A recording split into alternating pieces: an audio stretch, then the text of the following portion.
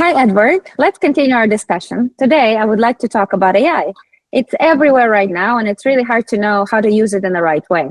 How has Evermind embraced AI in a way that really drives value for the customer?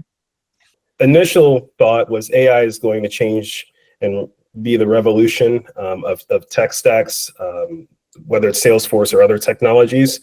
And what we've learned is the more data AI has to use in terms of context, the more precise and the better the outcome. In terms of data, it's very important to have your data in a single tech stack.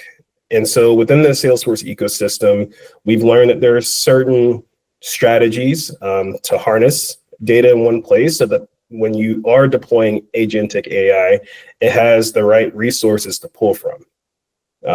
One source is great.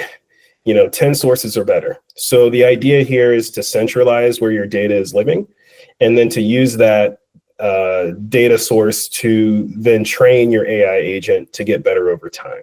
I'm sure that we'll do a deep dive in the future. We have about 11 Agentforce cases right now. And so it'd be interesting to actually get on the whiteboard and talk shop about what that looks like. But the high level answer is the more data you have, the better outcomes you're able to achieve. That's fantastic, Edward. I hear you also have about 11 different cases that you already developed with Agentforce and 10 different industries, which is fantastic. A lot of customers that I'm talking to today, they're asking me, how do you really pick from 4 to 5 different use cases that they already have and tap into AI and Agentforce capabilities? I was thinking that what you said about the data, it's a very good start, but any other advice you would give to a customer evaluating which of the top 3 to 4 cases to pursue first? Say some best practices are to try to keep the initial implementation or solutions simple. The idea is to get early wins. So if you have a service agent, for example, the idea is to help your existing customer service reps focus on higher level priorities or to close cases faster. The idea to keep it simple is to focus on KPIs that you can measure throughout the pilot. So if you want to reduce time, what is the average lead time that it takes for a customer service rep to close a case? And then using agentic AI, what is the spread between the before and after? That's one simple use case. We can get more complicated than that, obviously, but at least have some KPIs in mind before you get started so you can keep track rather than seeing how things stick and then not having a way to keep track of what your performance is afterwards. Got it. Thank you, Edward. Looking a couple years ahead, which industry do you think will be the most adaptable for Agentforce and see the biggest ROI? Do you have any predictions? I have a prediction. I believe that retail is a very ripe industry for agentic AI. There are big box retailers with stores that have been closed. There are people buying things online. I think the industry has taken a bit of a shift in trying to meet clients where they are. And having the technology to personalize experiences there can be challenging. So the idea of having agentic AI help a retailer, for example, is to identify different levers to pull to ensure that they don't abandon their cart. Now, if I go into a Macy's today and I have $100 and I know what I'm going to spend it on, and I purchase, a pair of pants and a shirt, how does Macy's incentivize me to spend $110 organically? Because I have $110, but if there's no promotion to trigger that compelling event, then I'll just spend $100. Now, imagine if you do this at scale, you get very smart about your clients. You could do these upsell, cross-sell campaigns. As Edward walks in the store, there is a triggered campaign. If he doesn't open it, then you try something else, but you have the levers at least to control what the outcomes are before he leaves the store.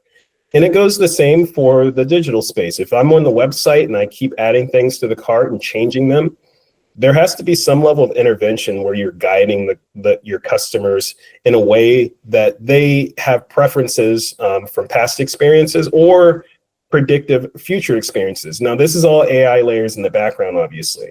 However, it's important to centralize these data points in order for AI to fully operate, to help you make those decisions, data-driven decisions as a company.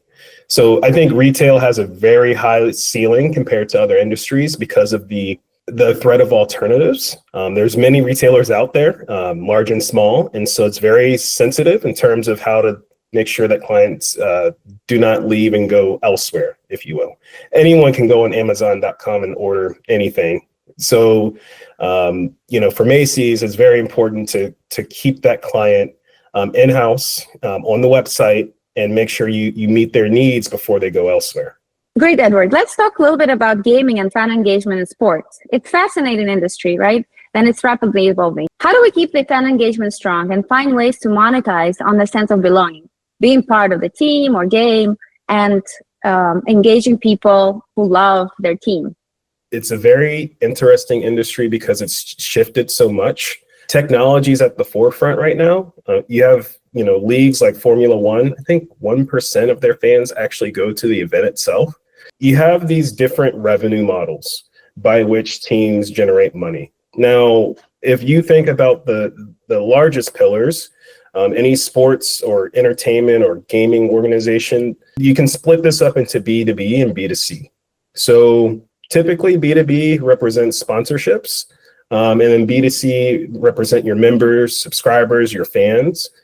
You have to manage both of those relationships with care, and you have to do it in a way that you follow the data across the life cycle.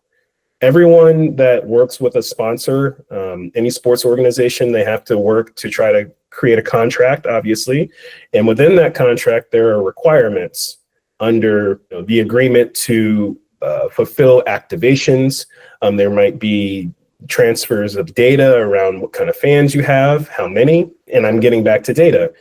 It's very important to understand from a business perspective that, Edward, the fan, for example, may have 5 to 10 personas, and monetizing that with a sponsor can be very lucrative. It can also be a disadvantage if you don't have those personas identified in a system where you can understand Edward spent money at concessions. He actually likes tap water, or he likes to have water, and then he likes to have a beer and a hot dog. So, obviously he's a beer drinker. You can take demographic data and say that he's 38 years old. He's on the East Coast within DC. So maybe we send him a personalized offer that the next time he gets a beer, you get 10% off. If you refer a friend, they get X percent, or they get a voucher to go get a beer with Edward. The idea is the more you know about your fan, the better you can organically monetize. And I say organically because Edward has specific behaviors when he does attend an event. So the idea is if you're going to offer an incentive for him to spend more money, it needs to be personalized. Thank you, Edward. That was great talking about the sports and gaming industry, and I'm looking forward to the next episode.